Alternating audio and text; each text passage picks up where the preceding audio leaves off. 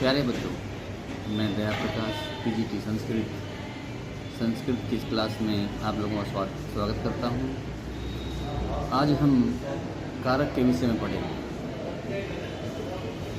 वाक्य में जिसके द्वारा क्रिया की सिद्धि हो, दूसरे शब्दों में कह सकते हैं कि जिस शब्द का वाक्य में जिस शब्द का क्रिया के साथ सीधा या साक्षात संबंध हो उसे कारक कहते हैं। संस्कृत भाषा में 6 कारक होते हैं: कर्ता, कर्म, करण, संप्रदान, अपादान और अधिकरण। तो सबसे पहले हम कर्ता कारक की बात करें। कर्म करने में जो स्वतंत्र होता है वो कर्ता कारक होता है। इसमें संस्कृत भाषा में प्रथम विभक्ति का प्रयोग होता है और हिंदी भाषा में ने चिन्ह का प्रयोग होता है। एक उदाहरण के द्वारा हम देखते हैं, राम है गच्छति, यहाँ राम जाता है, यानी क्रिया राम के द्वारा हो रही है। जाने में राम स्वतंत्र है, अतः यहाँ पर राम कर्ता कारक है। दूसरा कर्म कारक, क्रिया का फल जिस पर पड़े, क्रिया का फल जिस पर पड़े या क्रिया के संपादन में कर्ता का जो सबसे अभिष्ट हो उसे हम कर्म कहते हैं। कोई उदाहरण के द्वारा समझते हैं, राम है रावणम मारियत।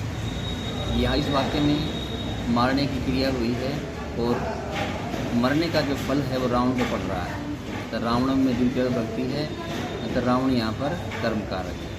संस्कृत भाषा में इसमें द्वितीय विभक्ति प्रयोग होता है और हिंदी भाषा में इसके लिए को चिन्ह का प्रयोग होता है।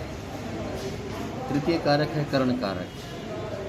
वह साधन जिसके द्वारा क्रिया संपन्न की जाए या क्रिया की सिद्धि में जो सबसे प्रमुख सहायक हो उसे हम करण कारक कहते हैं। एक उदाहरण के द्वारा हम देखते हैं, राम रावणम बाणेन मार्य। इस वाक्य में मारने की क्रिया बाण के द्वारा हुई है। मारने में जो है बाण सबसे सहायक सिद्ध हुआ है, अतः बाणेन इसमें करण कारक है।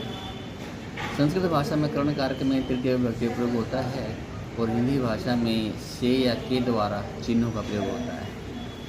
चतुर्थ कारक संप्रदान कारक, जिसको कुछ दिया जाए या जिसके लिए क्रिया संपन्न की जाए उसको संप्रदान कारक कहते हैं। हिंदी भाषा में को या के लिए चिन्ह का प्रयोग होता है और संस्कृत में इसके लिए चतुर्थ विभक्ति का प्रयोग होता है। ये था, रामे रावणम सीताय मार्य।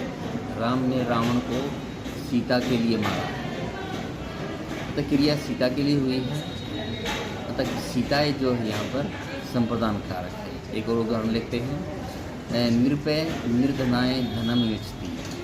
निर्धनाय को धन दिया जा रहा है, अतः निर्धनाय यहाँ पर संप्रदान कारक है। पांचवा कारक है अपादान कारक।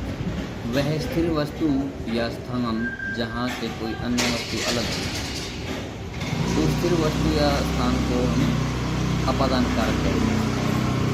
संस्कृत भाषा में इसमें पंचमी विभक्ति प्रयोग होता है और हिंदी भाषा में से अलग होने के अर्थ में चिन्ह का प्रयोग होता है। यथा वृक्षात पत्रम पत्ती। इस वाक्य में वृक्ष से पत्ता गिरा है, वृक्ष स्थिर है, अतः वृक्ष में पंचमी विभक्ति है और यहाँ पर अपादान कारक है। अंतिम कारक है संस्कृत भाषा में अधिकरण कारक, आधार अधिकरण। क्रिया का जो आधार है अर्थात जहाँ पर क्रिया संपन्न हुई है उसको हम अधिकरण कारक कहते हैं। उदाहरण के द्वारा हम समझते हैं, राम रावणम लंकायाम मार्य। यहाँ पर मारने की क्रिया लंका में हुई है, तो लंकायाम जो है अधिकरण कारक है।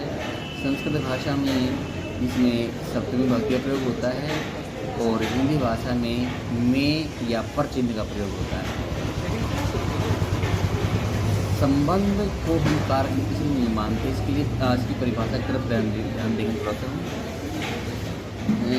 वाक्य में जिस शब्द का क्रिया के साथ सीधा संबंध हो, एक उदाहरण के द्वारा देखते हैं, रामस्य पुत्र है गच्छति।